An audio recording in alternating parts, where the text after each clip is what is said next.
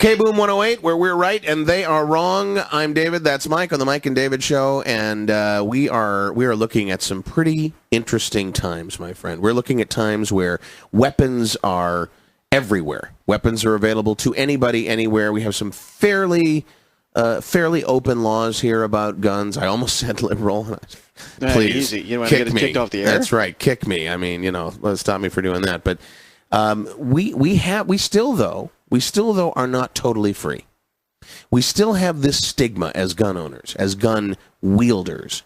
We still have this stigma of being big fat white guys, big fat loud boisterous white guys that want everything for themselves. Nothing for the minorities, and that's just simply not true. We just want to be armed. Yeah, but I don't know why that even is a stereotype or something we have to deal with, because who's got all the guns in this town? Oh, yeah, it's not us. No, it is absolutely not People us. yell at us when we have guns, but they don't yell at anybody else. No, this town's a shooting gallery, and look at Los Carnales. We're all waiting in line to get in. Look at 3rd Street Saints. Look at Vice Kings. Look at the West Side Rollers. Yeah? These are just 4 of the myriad gangs in town that have more guns than you or I do put together. They probably have more guns than members. You think? And there's a lot of people in those gangs. Yeah. Well, I say we fight back, and I say we start right now, and I say we start early. There are those who would say mothers will be against this. There are those who will say, especially liberal mothers, will be against this. Because, what aren't they against? Right. Exactly. That wasn't my point, but exactly. Yeah. I did hear in West Stillwater a new group starting up called PMS. Pistols Make Sense.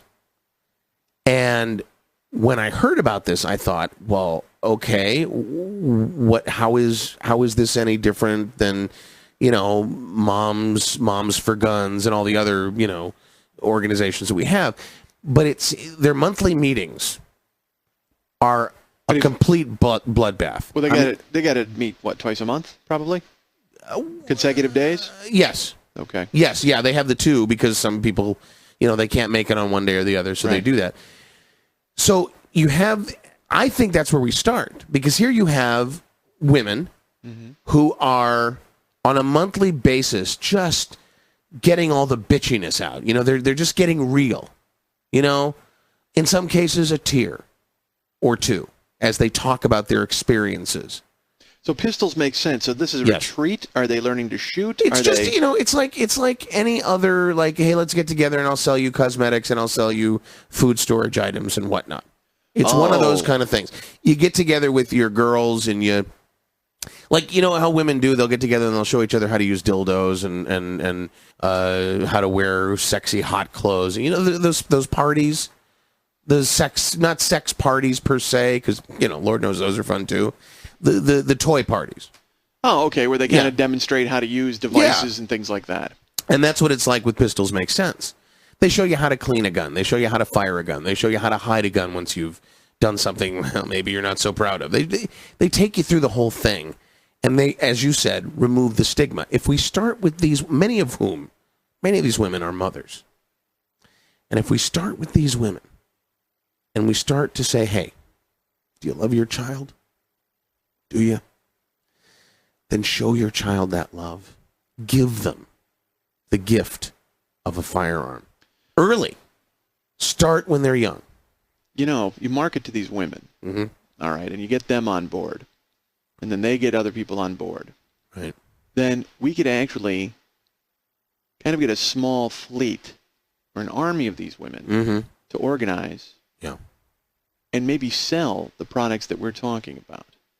Like they would go, they'd make appointments, maybe go door to door. Right. And then they would have Can you imagine parties where they would be knock selling on the these door. Products. Yeah. Open the door. There's a woman standing there with a gun pointed at you. Not to shoot you. No. Unless to help you. Unless you didn't buy. Yeah. But to help you. To help you. Absolutely. Exactly. To teach you what you should be taught. That's a powerful motivator. Yeah. What you should have been taught as a youth. Yeah. Which is where we're trying to start. And we could you could have incentives for these women. I mean, right. Almost like monthly sales contests. You could have what would be good? I mean, you could really come up with something. Somebody who really goes above and beyond. You could give them how about a car? I mean, you could give them a car, and it would just, then everybody in town would know that they were Oh, like they do with the cosmetics companies. Yeah. They do the pink cars. Instead of that, Absolutely. camo. Oh, my God. That's Camouflage. Perfect. That is perfect. Camouflage, high-end camouflage car. Trick it out. Trick that car out. Yeah. And put it and armor it up and Kevlar it. And you know who would do this? I know the guys would do it down at Rim Jobs. You think so? They would do it. Of course.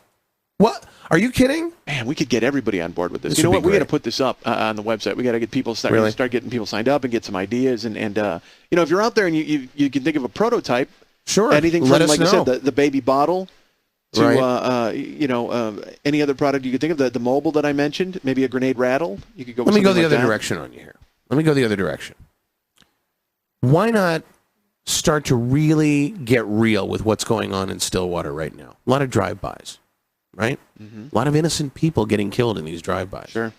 I think And this I is... have to be. I just for 1 second. Sure. You said there are a lot of drive-bys and a lot of innocent people getting killed. Yeah. And gun knowledge and gun safety don't essentially help you in a drive-by because you don't see it coming. Right. And you can't walk around frosty all the time. Sure. So, you know, everything we're preaching before this, what you're mentioning, Yeah. might not help you. So go. No, and I'm not talking about this from the perspective of the shootee.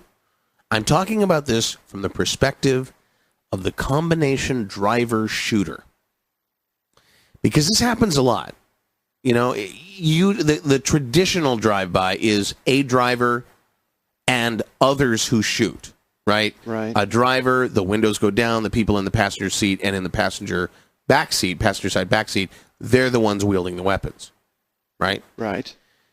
I've seen this happen more and more these days where the driver himself rolls down the passenger window, shoots across through the car to a drive-by, sort of a combo deal, right? Driver and shooter. That's pretty rough. Well, it wouldn't be if we actually did gun training while we were doing driver training, and if we tested that skill when you go for your driver's license. So you would have a combination test of not only driving, Yeah, but marksmanship. right. And And- I'm going to tell you, I'm going to go out on a limb here. I'm going to say it's going to be easier once you get the proper training to pass that test than it would be to parallel park. Wow. And more efficient. You get more done. Are you kidding me? Yeah. You know, none of this craning your neck over your shoulder to see where you're... No. It's a simple turn to the head, to the right, pop, pop. Bang, gone. And also, Right. there's a lot less looking in the rearview mirror. Did I get him? Did I get him? Right. You know you got it. That's right. This is the celebration that is gun ownership. This is how you celebrate gun ownership. This is how you celebrate being free to have as many guns as you want, to use them anyway. And this is something all gun owners should do. They shouldn't just own a gun, period, for defense or whatever you think you need it for. You should innovate. You should figure out uses for Sure. your gun and Sure. uses for your abilities with a gun that help you and the others around you. Absolutely. All through history, you have examples of products that were meant for one thing, but found purchase Yeah. with some other use. Like spaghetti.